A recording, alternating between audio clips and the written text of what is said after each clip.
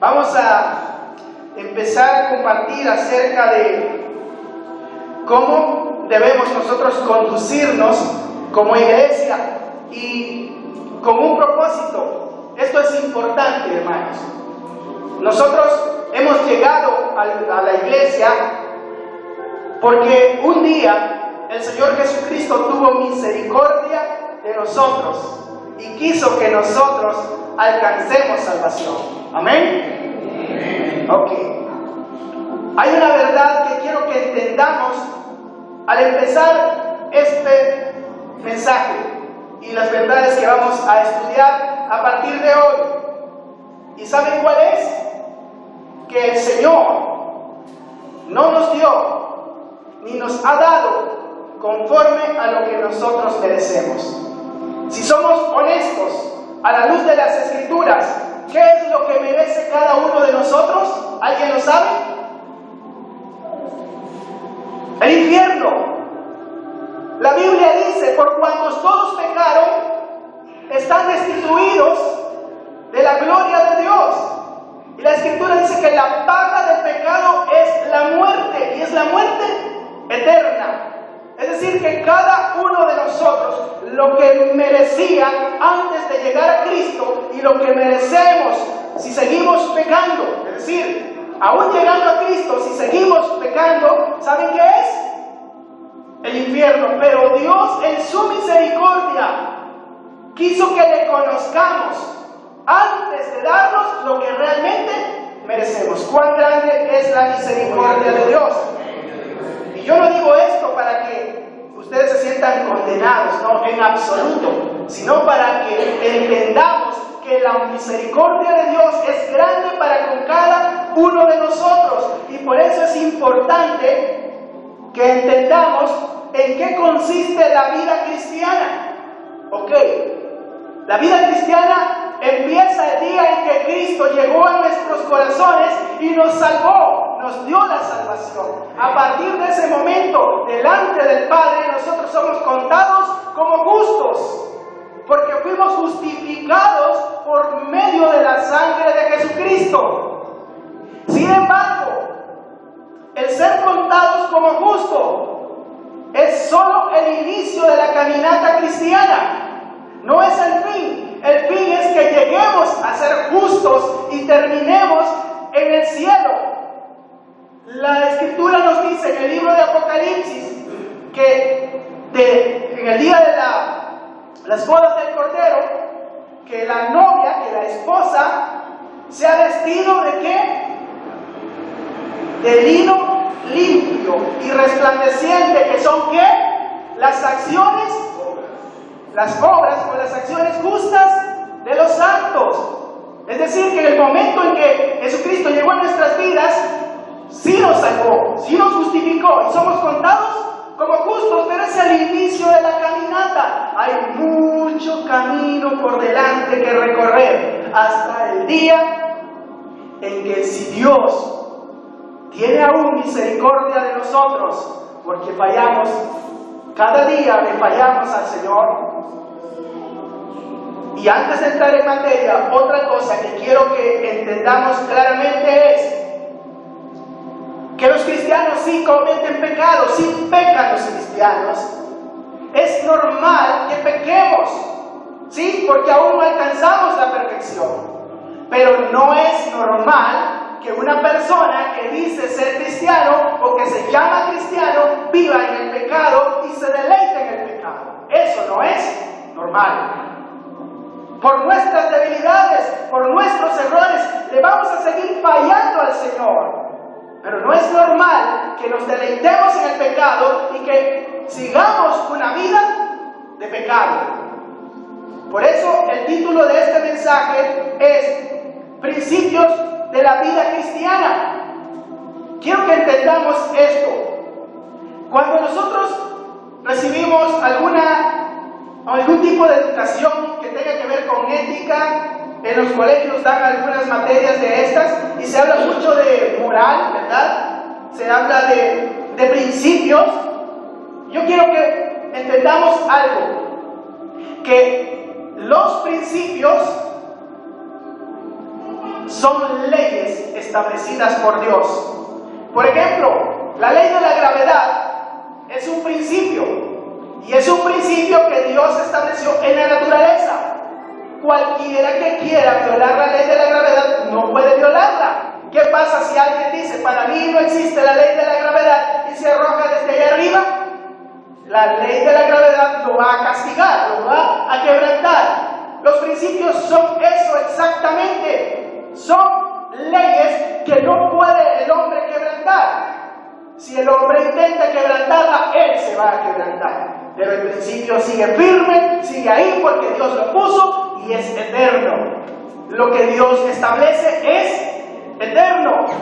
Lo moral, los valores morales y todo esto ya son relativos, son de acuerdo a cómo los pueblos, las personas ven lo que es moralidad.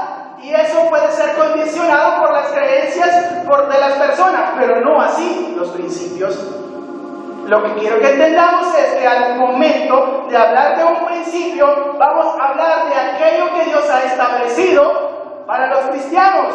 Los principios de la vida cristiana son leyes que el cristiano no puede quebrantar. Que el día que el cristiano vaya contra esos principios, ese día el cristiano se va a quebrantar. ¿Ok? A él le va a ir mal. El principio sigue ahí, firme. Porque el principio es establecido para guardar nuestras almas que son valiosas para Dios. Es decir, que los principios pueden ser muy duros, ¿sí? Pueden parecernos muy duros, pero tienen un solo fin. Dios los puso ahí para que nuestras almas, nuestras vidas sean guardadas y preservadas. Y es importante que nosotros los conozcamos para que nuestra vida como cristianos alcance el propósito de Dios. Amén. Como cristianos,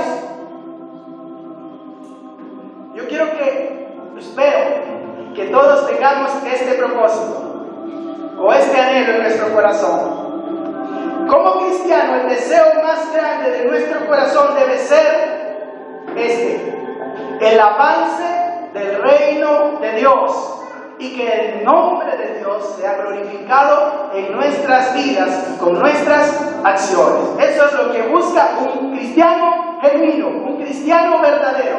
¿Lo entendemos? ¿Cuál es? Que el reino de Dios avance en este mundo, en esta tierra. Que la luz del reino de Dios disipe las tinieblas del reino de las tinieblas.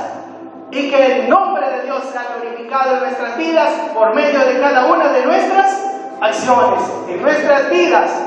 Ese es, como cristianos debemos de entender que cualquiera que sea nuestra condición económica, social, incluso de nuestra salud, lo más importante es que el reino de Dios avance y que el nombre del Señor sea glorificado. ¿Qué quiero decir con esto? Que si somos cristianos, nacidos de nuevo, que tenemos a Cristo en nuestras vidas, no importa cuál sea la circunstancia, si es fácil o es difícil, eso no es lo importante. Lo que le importa a un cristiano genuino es que a través de su reacción ante las diferentes circunstancias, el nombre de Dios sea glorificado, no solo con sus palabras, sino con sus acciones.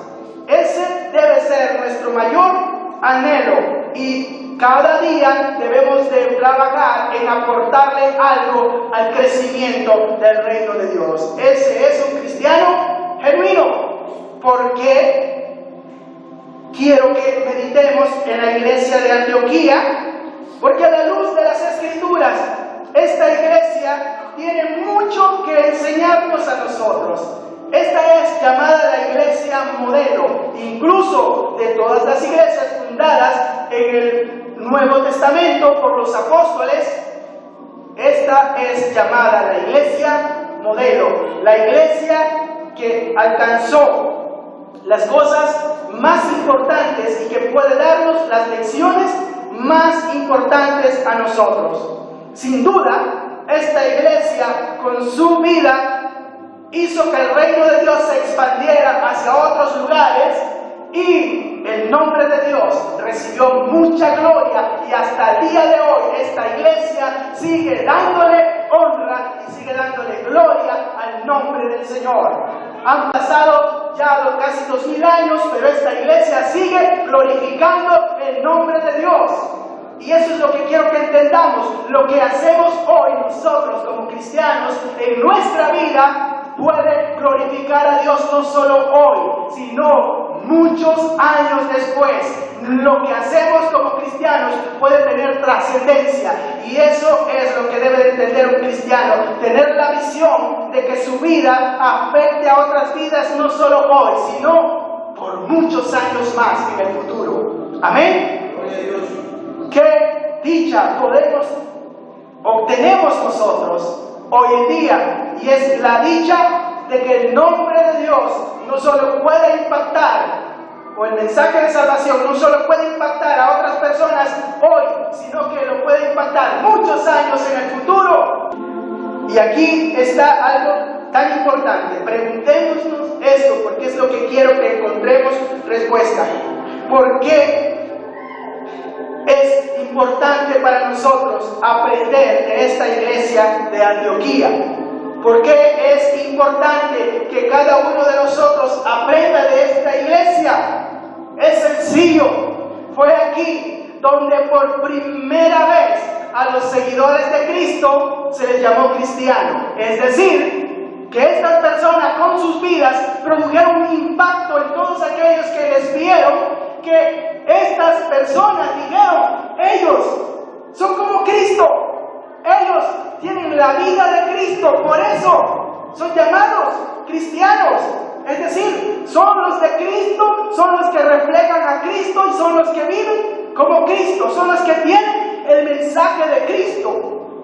Qué importante es que otros puedan ser atraídos al Señor y puedan glorificar a Dios, porque nuestras vidas están manifestando a Cristo. Hermanos, eso es ser cristiano, y a eso es que el Señor nos llama.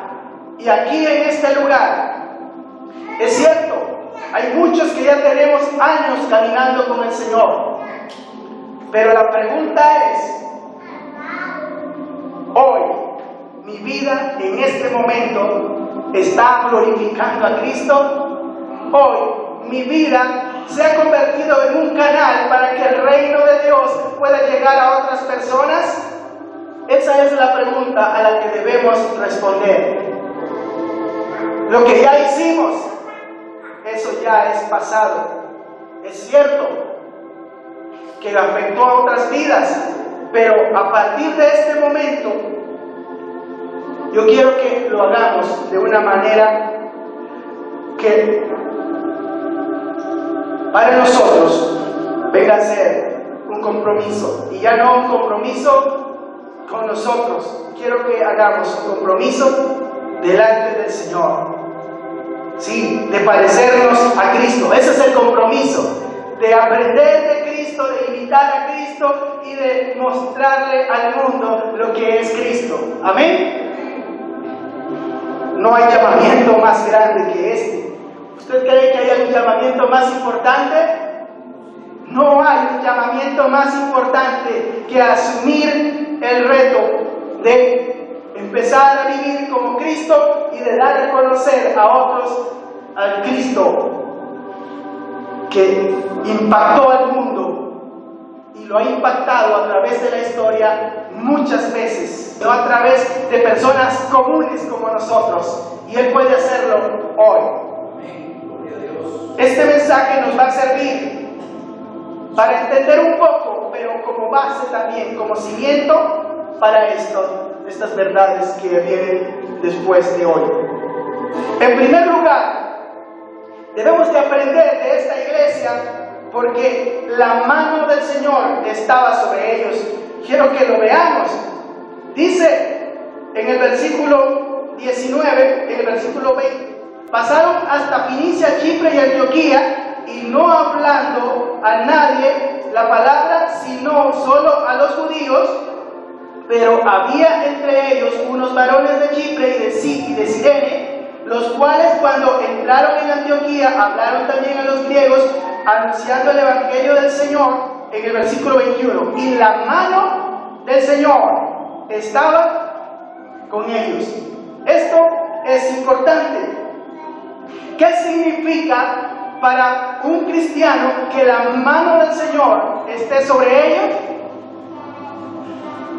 Aquí quiero hacer mención de algunas cosas.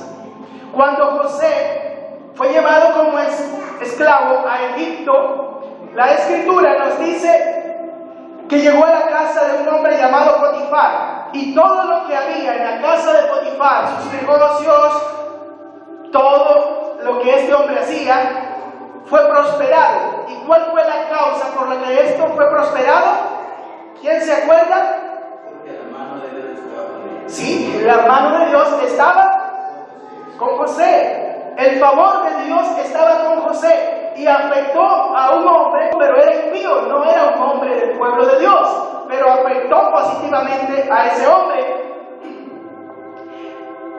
Y aquí viene la clave para que la mano del Señor esté sobre uno. ¿Saben cuál es? Esta gente salió huyendo de Jerusalén, eran perseguidos. Y aquí está. Cuando la fe es fácil, cuando es fácil ser cristianos, ¿saben qué pasa? Vivimos flojamente. Pero cuando es difícil ser cristiano, los únicos que se mantienen firmes en el camino de Dios son aquellos que se aferran a Dios. Porque ser cristianos en los tiempos fáciles es, valga la redundancia, muy fácil. Pero en los momentos difíciles, cuando somos confrontados, cuando nuestra integridad está en riesgo, allí es difícil ser cristiano. Entonces es cuando Dios realmente puede poner su vida en nosotros, porque estamos dispuestos a dar nuestra vida por Él.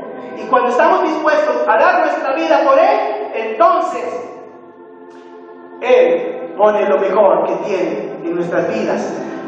Es interesante por qué Dios envió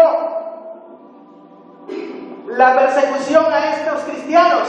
Lo sabemos, si estudiamos el libro de los Hechos, Dios envió la persecución a ellos porque ellos estaban muy cómodos. Habían recibido la palabra de Dios, habían recibido el poder del Espíritu Santo, como iglesias vivían una vida perfecta, si es lo que vemos en Hechos capítulo 2 en adelante, vivían una vida perfecta, pero no estaban cumpliendo el propósito por el cual Cristo les dio el Espíritu Santo. ¿Cuál era? Pero me seréis testigos cuando haya venido sobre vosotros el Espíritu Santo, y entonces ellos iban a salir a anunciar el Evangelio, empezando de Jerusalén, Judea, Samaria y hasta lo último de la tierra. Y eso es lo que pasa con los cristianos. Nos encanta estar recibiendo de Dios, nos encanta que Dios nos esté dando, pero nosotros no somos capaces muchas veces de salir y dar y compartir con aquellos que tienen necesidad. Somos demasiado amantes de nosotros mismos y de las bendiciones de Dios, pero no somos capaces de repartirlas con otros, compartir con otros. Y aquí es donde el Señor se encarga de que ellos salgan. Y cuando ellos salen, lo primero que dice que no anunciaban sino solo a los judíos. Y aquí es una lección importantísima. Las personas más cercanas a nosotros, los parientes nuestros, son los primeros en que deben de escuchar el mensaje de Dios. Por ellos debemos de dar nuestras vidas, derramar nuestras vidas y compartirle el mensaje de Dios. Ningún creyente debería de estar tranquilo mientras tengan en su familia a personas que no conocen. Es cierto que Dios es el único que puede transformar y convertir a una persona, pero nunca nosotros debemos de descansar. Siempre debemos de orar que el Señor toque esos corazones y convierta esas vidas. Amén. Ellos llegaron primero y le compartieron a los judíos. Fue a los judíos que le compartieron primero. Luego nos dice que le compartieron al resto de personas, es decir, a los griegos, ya a los gentiles. Este es un momento histórico en las misiones de la iglesia y de la iglesia primitiva. Estamos hablando, obviamente. ¿Por qué es un momento histórico? Porque es la primera vez que se comparte el evangelio a los gentiles. Tuvo que llegar la persecución para que ellos salieran y compartieran a los gentiles. Pedro lo había hecho con Cornelio, pero ¿por qué lo hizo? Porque Dios mismo en visiones lo llevó prácticamente obligado para que entrara a la casa de Cornelio y compartiera el evangelio. Pero aquí vemos por primera vez que el evangelio es ya proclamado por cristianos, por discípulos a los gentiles. En el versículo 20 es donde vemos que le anunciaron el evangelio a los griegos. Y aquí viene algo muy importante. El mensaje de ellos era eficaz. ¿Y por qué decimos que era eficaz?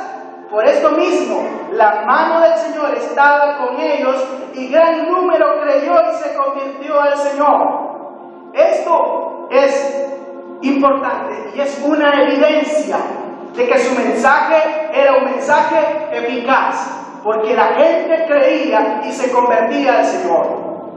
La vida cristiana empieza con la conversión. Y aquí debemos de entender que el único que puede convertir vidas es Dios. Y lo hace por medio de una palabra que el mismo Espíritu de Dios habla a las personas.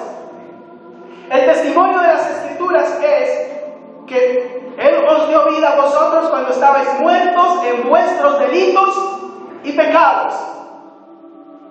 Para entender esto, veámoslo desde la tumba de Lázaro.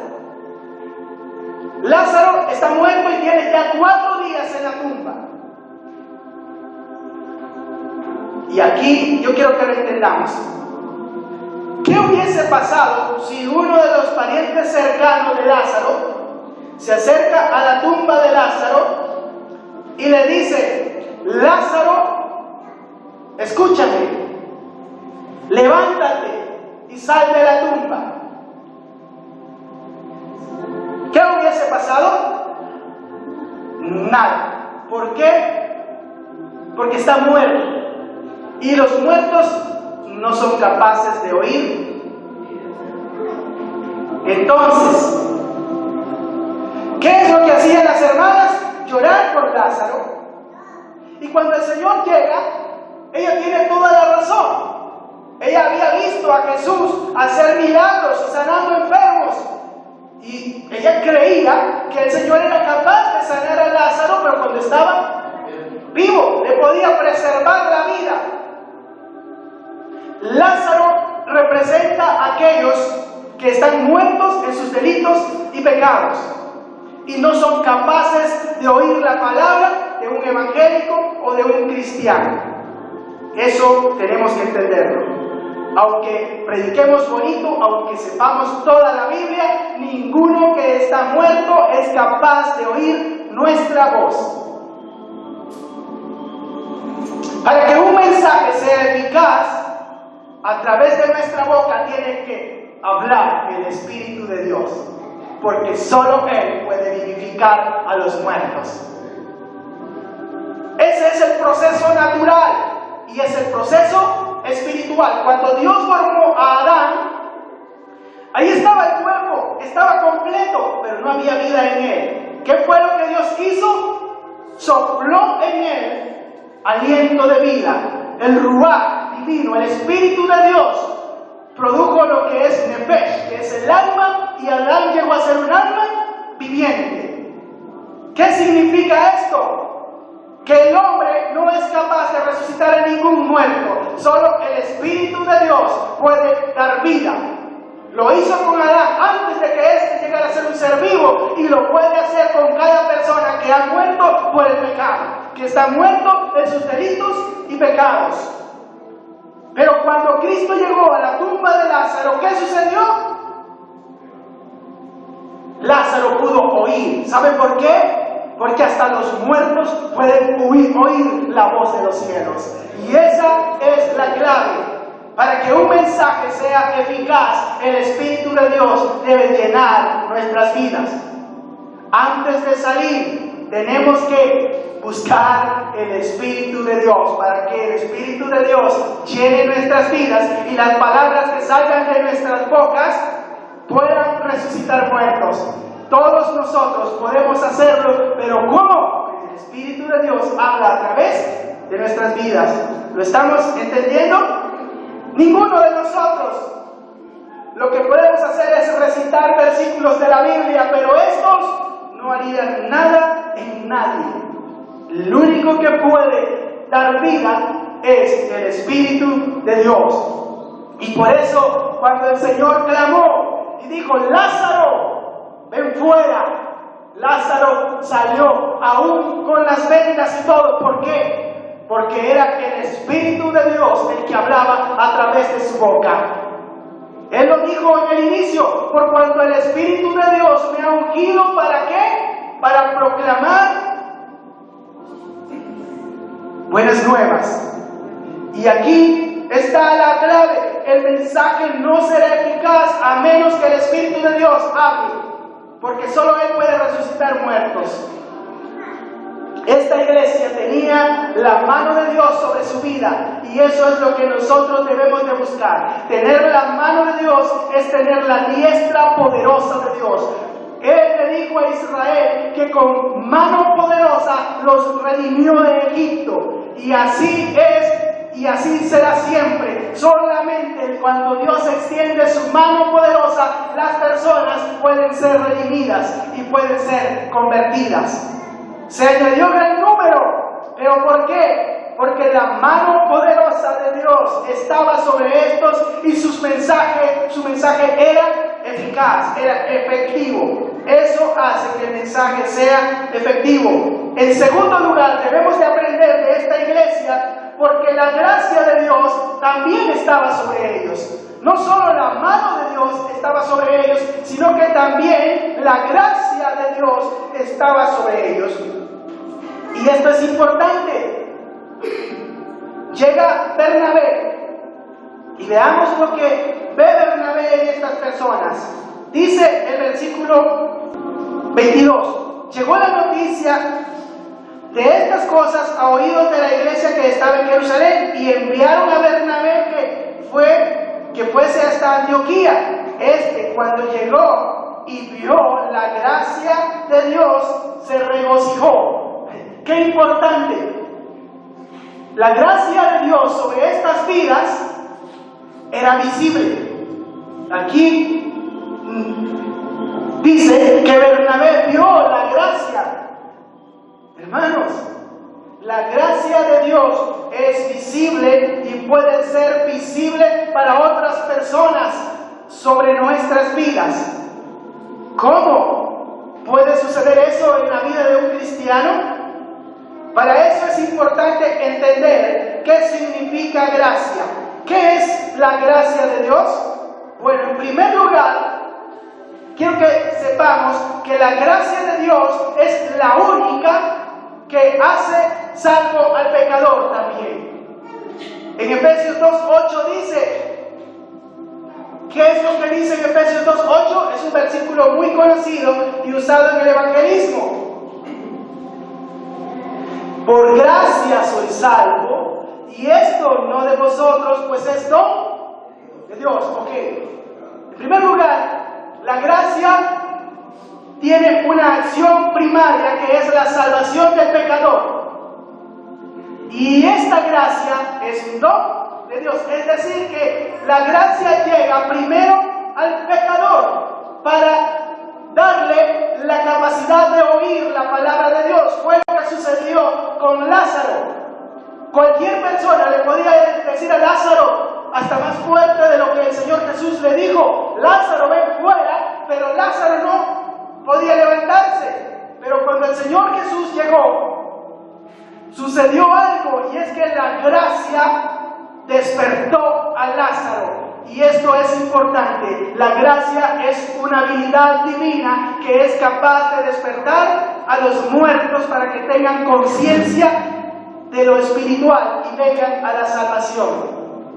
Esa es la gracia. Y la agencia de la gracia, ¿sabe cuál es? La obra salvífica de Cristo. Y esto es importante. La gracia ya está disponible para cada persona para que sea salvo, pero no solo para eso, está disponible también para que los cristianos puedan vivir en victoria. Y es la otra parte de la gracia. La gracia es una habilidad de los cielos, dada por el Espíritu Santo a cada creyente para que el creyente sea capaz de oír la voz de Dios, pero también para obedecerla en esta tierra. Cuando un cristiano tiene la gracia de Dios, no tiene problemas para obedecer la voz de Dios. Pero cuando un cristiano no tiene la gracia de Dios sobre su vida, no puede vivir en victoria. Es importante que la gracia de Dios esté sobre nuestras vidas y sea visible. ¿Cómo va a ser visible? Es cuando un cristiano vive en victoria sobre el pecado. Ahí es evidente que la gracia de Dios está sobre una persona, porque la habilidad divina está sobre esa persona y le está dando la capacidad para triunfar sobre sus debilidades y sobre su pecado. Y aquí viene una noticia: ningún ser humano es capaz de vencer sus debilidades, y por más que siga terapias de motivación, no importa eso. Solamente la gracia de los cielos puede capacitar a un mortal para darle victoria sobre el pecado. Por eso necesitamos la gracia de Dios sobre nuestras vidas, y que un día lleguemos como esta iglesia a tener una gracia visible sobre nuestras vidas, que otros vean la gracia de Dios, que otros hablen y digan: estas personas, este hombre yo lo conocí, yo me acuerdo cuando era un borracho, cuando era un inmoral, yo me acuerdo cuando este hombre le gritaba, maltrataba a su esposa, a sus hijos, pero ahora es diferente, porque la gracia de Dios ha llegado a su vida, lo salvó y hoy le ha dado el poder para que pueda vivir en victoria, para ser diferente. Amén. Esa es la gracia de Dios y necesitamos que sea visible en nuestras vidas. Dios puede hacerlo. Lo que necesita es corazones dispuestos. Eran creyentes que permanecían fieles en su corazón al Señor. Es lo que nos dice Bernabé. Dice que en el versículo 23, cuando llegó vio la gracia de Dios y se regocijó. La gracia hacía que otros se regocijaran. Y dice que él le exhortó. La palabra exhortar significa animar. ¿Sí sabían eso? Nosotros muchas veces creemos que exhortar es regañar. No. La exhortación viene a ser como el estímulo que un padre le da a su hijo para que el hijo decida hacer las cosas de buena gana. Amén. Hoy mi hijo estaba aprendiendo a hacer una letra y se le estaba dificultando, pero el secreto para que él se esfuerce más, ¿sabe qué es? Ofrecerle algo que les guste. Ok. La exhortación viene a ser algo similar. Es cuando un padre se acerca a su hijo que sabe que está en una dificultad, en una prueba, y le da el ánimo para que siga y le hace ver lo que hay por delante. Esa es la exhortación. Es hacerle ver lo que está por delante, no el problema, sino el resultado final del esfuerzo. Vale la pena esforzarse. Y Él los exhorta ¿a qué? A que permanezcan fieles al Señor. Permaneciesen fieles al Señor, nos dice el versículo 23 al final. Y en tercer lugar, Necesitamos aprender de esta iglesia porque es una iglesia llena del poder del Espíritu Santo. Y es lo que vemos en el versículo 24.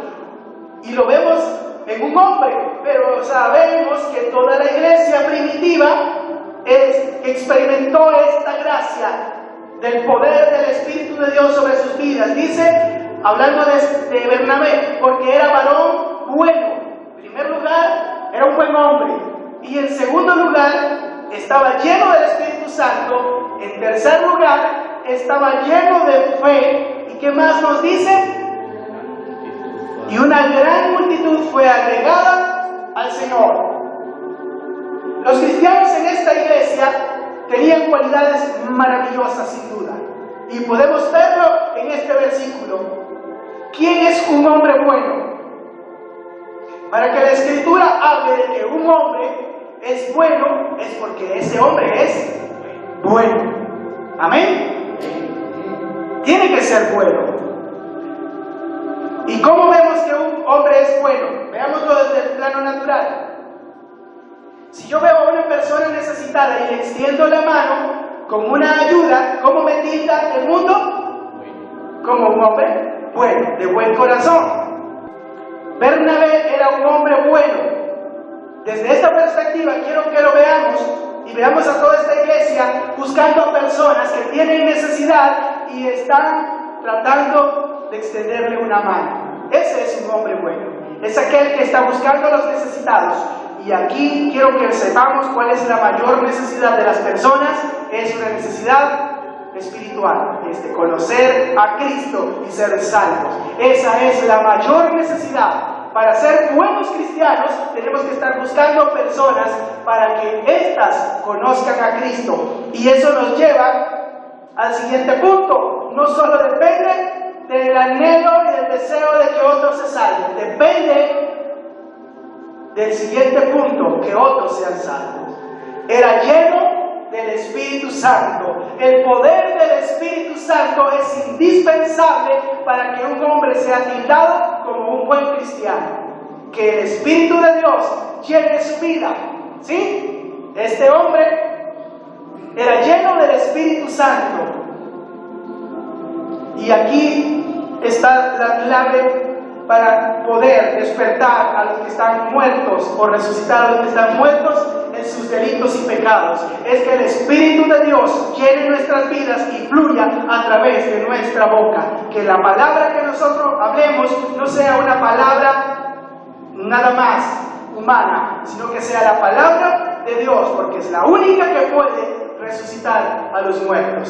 Podemos tener las mejores intenciones por una vida, por una persona, pero si no es el Espíritu de Dios el que habla, no será salva esa persona, no será resucitada de su vida o de su muerte espiritual. Amén. Y aquí quiero que veamos esto, y es una realidad.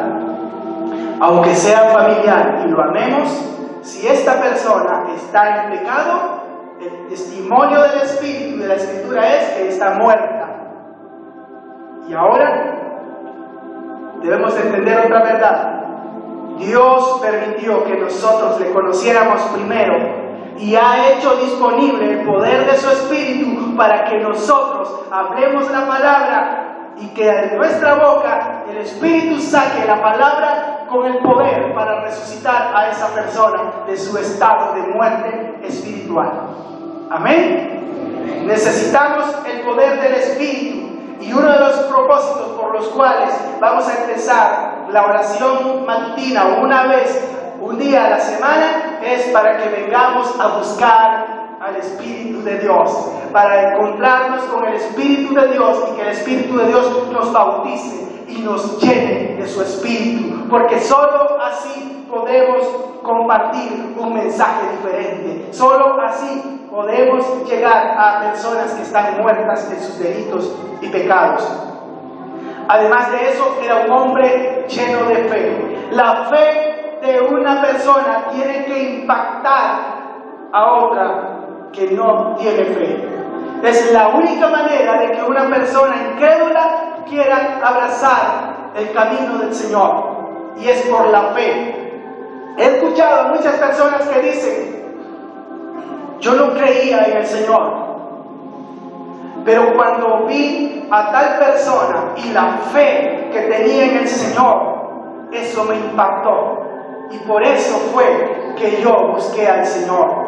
Porque la fe de esa persona produjo un impacto en mi vida y yo quise tener esa fe. En este mundo hay muchas personas sin esperanza. Muchas personas que no tienen esperanza. ¿Por qué creen ustedes que hay tantas personas que deciden quitarse la vida? Si ustedes leen uno de esos periódicos de crónica, no solo hay asesinatos, hay también personas que se quitaron la vida, tomaron la iniciativa. ¿Por qué creen que sucede eso? Porque son personas que no tienen esperanza, no tienen fe. Son personas que piensan que ya nada tiene sentido y entonces recurren al homicidio, al suicidio. Y aquí yo quiero que sepamos que necesitamos ser una iglesia de fe, ser creyentes de fe, y en nuestra familia y en nuestros trabajos ser conocidos como personas que le creen al Señor y que caminan en el Señor.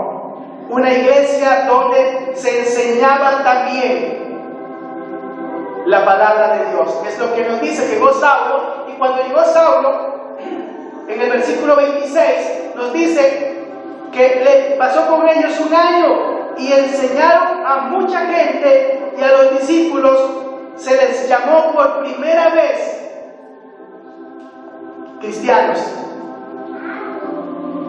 Antes de este capítulo, en el libro de los Hechos, Pablo no es más que una persona que había sido un perseguidor de la iglesia y que tuvo un encuentro con Cristo.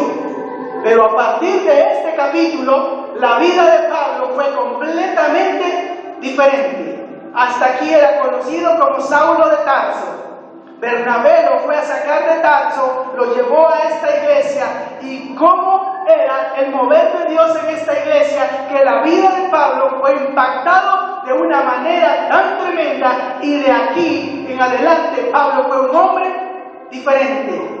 Y eso es lo que yo quiero que veamos. Aunque seamos un grupo pequeño, si el Espíritu de Dios se mueve en este lugar, de aquí pueden salir personas que sus vidas puedan hacer obras increíbles, como sucedió con Pablo. Bernabé fue, y tal vez lo vio, era un buen hermano hasta ese momento, se había convertido al Señor, estaba buscando al Señor, pero a partir de este momento Pablo fue completamente diferente. A partir de este momento Pablo fue el misionero de la iglesia primitiva, fue el que impactó y evangelizó, al punto de que él dijo que había llenado con el evangelio ya a muchas naciones. De aquí en adelante podríamos muy bien llamar el libro de los Hechos como los Hechos del apóstol Pablo, o los Hechos del Espíritu Santo a través del apóstol Pablo. A partir de aquí Pablo fue completamente diferente. No fue más Saulo de Tarso, fue el apóstol Pablo, el apóstol de los gentiles. Y vemos también que necesitamos aprender, porque era una iglesia con una visión, era una iglesia visionaria, y era una iglesia donde el espíritu profético se movía. Eso es lo que vemos en el versículo 28. Y levantándose uno de ellos, llamado Ágabo, daba a entender por el Espíritu que vendría una gran hambre en toda la tierra habitada, y la cual sucedió en tiempos de Claudio. Vemos que aquí el Espíritu profético tiene una importancia determinante, y necesitamos que se mueva en la iglesia. Este es un espíritu necesario en la iglesia. ¿Por qué? Porque nos advierte de cosas que no podemos ver. En Colombia encontraron a un asesino, ¿sabe cómo? Por el espíritu profético. La justicia había capturado a otro hombre, y lo había llevado a la cárcel. Es decir, que el que estaba pagando no era el culpable, era otra persona.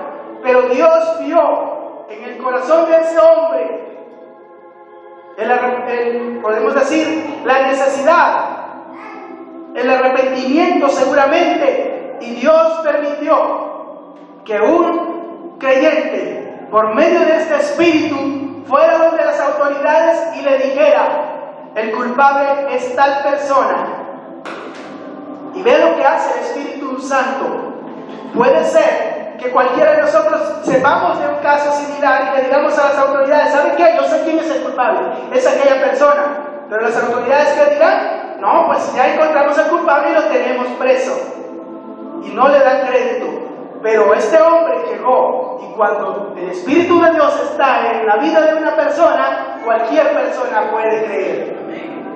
Los policías fueron, investigaron al hombre y él era el culpable.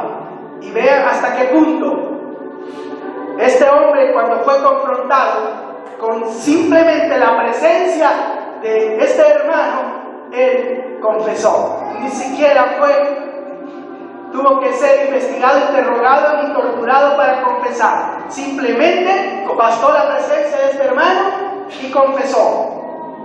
Y para concluir, necesitamos aprender de esta iglesia porque era una iglesia misionera. Y eso es un llamado del Señor. Lo voy a resumir de esta manera. Si leemos los versículos 29 y 30, vemos que era una iglesia que veía necesidad y estaba determinado a enviar socorro. Es lo que vemos en el versículo 29. Es una iglesia que estaba buscando a necesitados, y si se enteraba de una necesidad, estaba dispuesta a enviar la ayuda. Y la enviaba a través de las personas correctas. ¿A quién lo enviaron? A los ancianos de la iglesia, y lo enviaron a través de los apóstoles. Y este es uno de los principios que vamos a estudiar muy pronto. Nosotros tenemos que aprender a canalizar la ayuda, y hay mucha sabiduría. El Espíritu de Dios lo pone aquí porque ayudar a otras personas hay que hacerlo, siempre hay que hacerlo, pero hay que hacerlo por los canales correctos. Si no, podemos meternos en problemas. ¿Y por qué necesitamos ser una iglesia misionera? Porque el primer misionero es Dios mismo. ¿Se acuerdan cuando Adán pecó?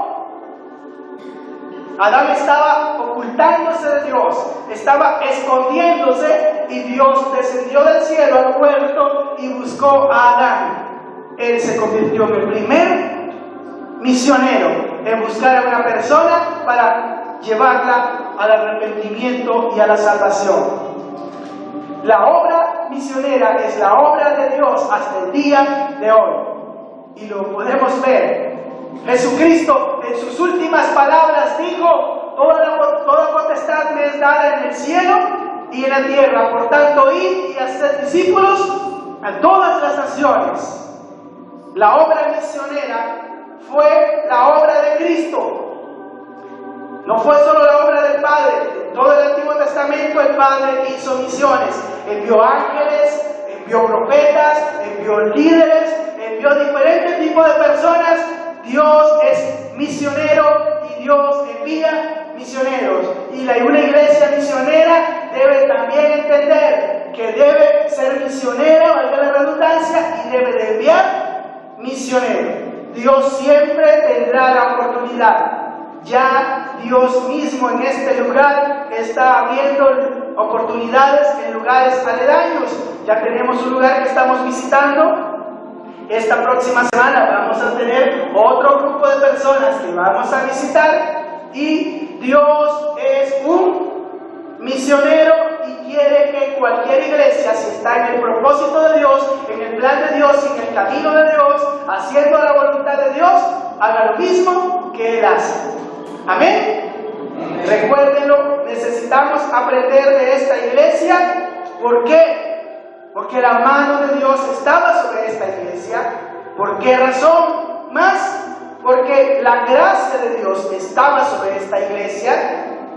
Y en tercer lugar, ¿por qué? porque el poder del Espíritu Santo estaba sobre esta iglesia, y también porque esta era una iglesia misionera, una iglesia que pueda impactar la vida de otras personas. Sin duda tiene que ser como esta iglesia.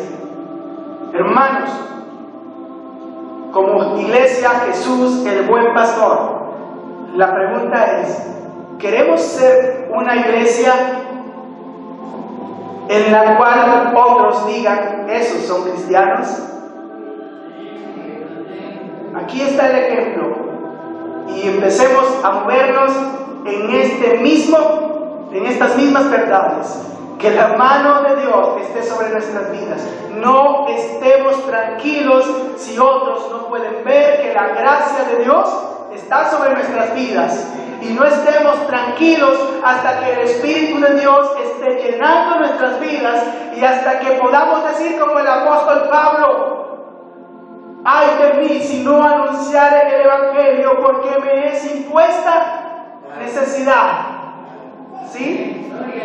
Si somos cristianos y no somos capaces de anunciar el Evangelio, hermanos, es porque el Espíritu de Dios no está fluyendo en nuestras vidas, y el amor de Dios no está en nuestras vidas. Y este mensaje tiene un solo propósito: invitarles a buscar al Señor de una manera más comprometida, para que la mano de Dios esté sobre nuestras vidas, para que su gracia fluya, para que su poder fluya, y para que nosotros podamos fluir como una iglesia misionera. Amén. Y esa es la invitación. Pónganse de pie, por favor. Cuando nosotros invitamos a una persona, ¿qué es lo que esperamos al extender esa invitación? Que las personas respondan a nuestra invitación. Amén. Y si el Señor nos hace una invitación a extender su reino y a glorificar su nombre con nuestras vidas, y nos pone como ejemplo una iglesia que lo hizo, ¿qué es lo que el Señor espera de nosotros? Que respondamos a su invitación. Hermanos, respondamos al Señor. Señor, sabemos que tú nos has dado tu amor y tu misericordia, Señor. Y por eso estamos en este lugar, y por eso te buscamos, Señor. Porque tu amor tan grande nos alcanzó cuando estábamos muertos en nuestros delitos y en nuestros pecados. Y tú hiciste el milagro, Señor, de resucitarnos de ese estado, para que seamos capaces de oír tu palabra y responderte en fe, Señor. Y por eso estamos hoy aquí, Señor, porque tú hablaste esa palabra ungida, esa palabra poderosa, esa palabra que resucita muertos.